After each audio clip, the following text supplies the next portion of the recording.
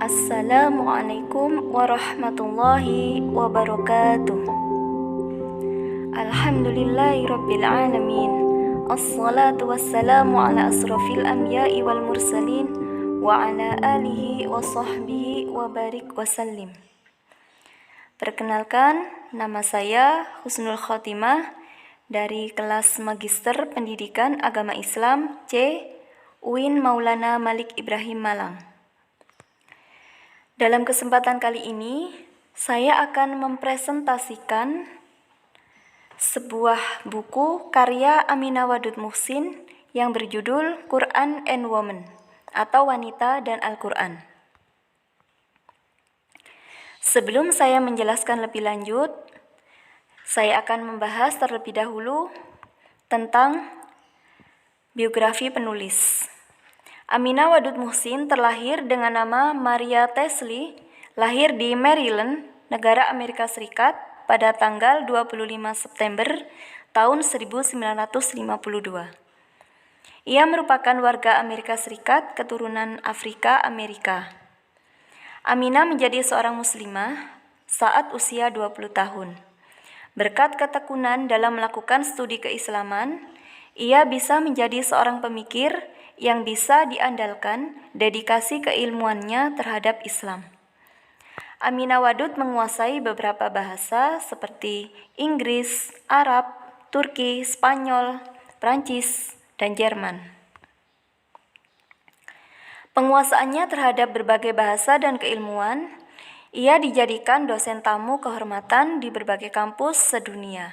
Antara lain, yang pertama, sebagai asisten profesor di Lembaga Studi Filsafat dan Agama Universitas Commonwealth. Yang kedua, sebagai dosen magister studi wanita di Lembaga Penelitian Program Agama Fakultas Ketuhanan Harvard Cambridge.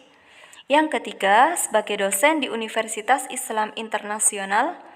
Yang keempat, sebagai asisten profesor di Lembaga Pengetahuan dan Peninggalan Islam Wahyu. Dan yang terakhir, sebagai asisten riset pengembangan bahan-bahan pengajaran bahasa Arab Universitas di Michigan.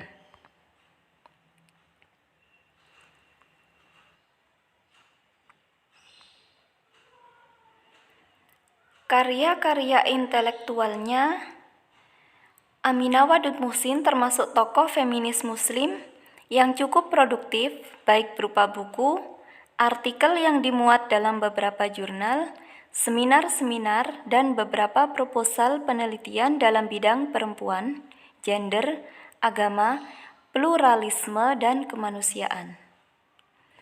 Karya-karyanya diantaranya ada yang berupa buku dan artikel. Yang berupa buku, contohnya Quran and Women.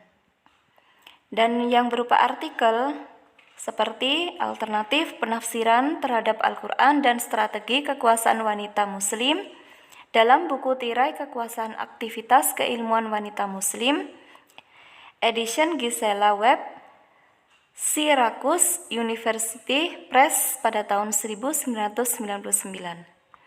Yang kedua, mencari suara wanita dalam Al-Quran dalam Obris Book SCM Press tahun 1998 dan lain-lain.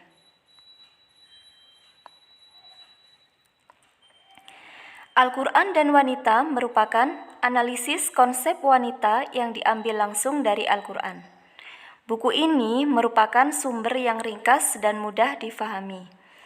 Keunikan daripada buku ini terletak pada analisisnya terhadap pandangan dunia Islam yang didasarkan pada sumber asli teks Al-Quran dan bukan pada sumber-sumber sekunder seperti tafsir dan literatur lainnya. Mengkaji wanita dalam Al-Quran.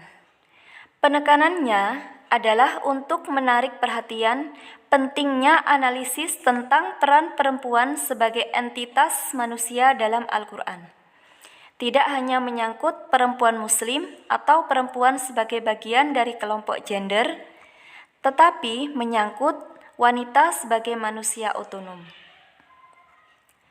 Nah, manusia otonom sendiri itu merupakan manusia yang memiliki sikap kemandirian dan kekuasaan atas dirinya sendiri untuk melakukan sesuatu yang diinginkan sepanjang tidak melanggar kepentingan orang lain. Tujuan daripada penelitian di buku ini adalah membuat bacaan Al-Quran yang bermakna bagi perempuan yang hidup di era modern saat ini. Isi daripada buku ini yang pertama yaitu pendahuluan yang membahas bagaimana persepsi wanita dapat mempengaruhi tafsir Al-Quran. Yang kedua, bab 1 berisi pria dan wanita sama. Manusia diciptakan oleh Allah disebut dalam Al-Quran. Yang ketiga, pada bab 2 akan dibahas tentang pandangan Al-Quran tentang perempuan di dunia ini. Yang keempat, bab 3 berisi tentang kesetaraan ganjaran atau pahala akhirat dalam Al-Quran. Yang kelima, bab 4 berisi tentang hak dan peran wanita. Dan yang keenam yaitu penutup. Pendahuluan. Pada dasarnya, pendahuluan menjabarkan latar belakang buku tersebut, termasuk metodologi, bahasa teks, perspektif tentang wanita, istilah dan konsep utama Al-Quran dan garis besar pada bab 1-4.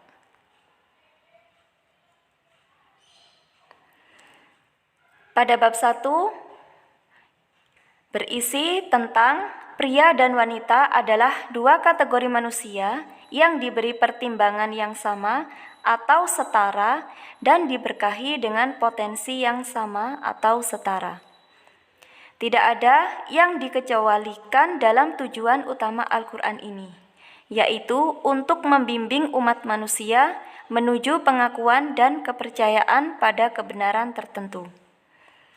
Al-Quran mendorong semua orang beriman, pria dan wanita, untuk mengikuti keyakinan mereka dengan tindakan dan menjanjikan mereka pahala yang besar.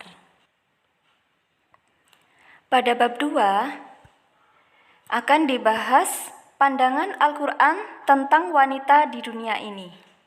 Nah, ada 2 tahap dalam keberadaan manusia, yaitu pertama, menekankan kesetaraan dalam penciptaan manusia, yaitu manusia memiliki nafsu.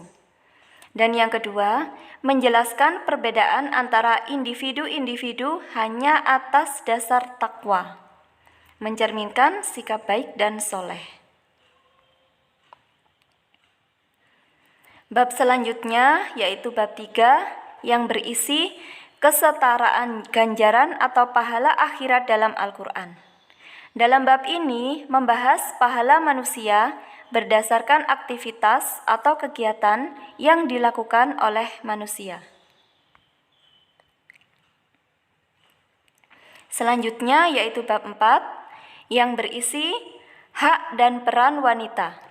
Wanita mengakui memiliki fungsi biologis dan mulia seperti melahirkan dan menyusui. Namun, di dalam Al-Quran tidak menganggap bahwa satu-satunya pengasuh anak atau peran eksklusif adalah seorang wanita. Di sini, penulis mengemukakan pentingnya konteks dan kronologi dalam memahami reformasi sosial Al-Quran bagi wanita. Karena Al-Quran tidak beroperasi dalam ruang hampa, tetapi menanggapi keadaan tertentu di Arab pada saat turunnya wahyu.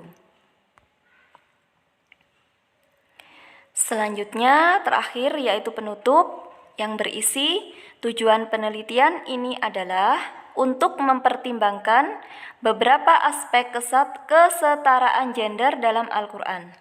Nilai pedagogis buku ini terletak pada wanita yang menyadari luasnya tugas mereka dalam mendidik diri sendiri dan orang lain dalam Al-Quran. Sekian presentasi dari saya. Semoga bermanfaat. Terima kasih.